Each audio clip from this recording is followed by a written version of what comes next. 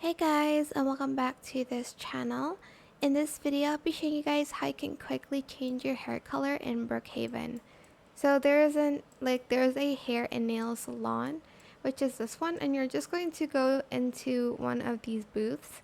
I'll just go to this one, and then you can actually just choose the hair color of your choice here. I'm going to go for, I guess, like this look, this hair color. Press on it, and then you're going to get your hair color changed like so, and you can choose any colors you want, and you'll still have the same hair model, which I think is so cool. Here I'm gonna show you again. Whoa, using let's do like a pink color.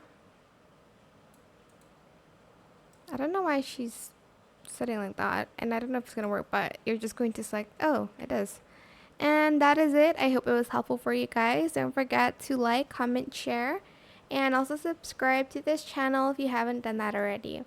If you have any more questions about this video, just leave it in the comment section down below. I will try my best to answer them all for you guys. And if you found this video helpful, please click the thanks button as well. That is it. Thank you so much for watching. Bye.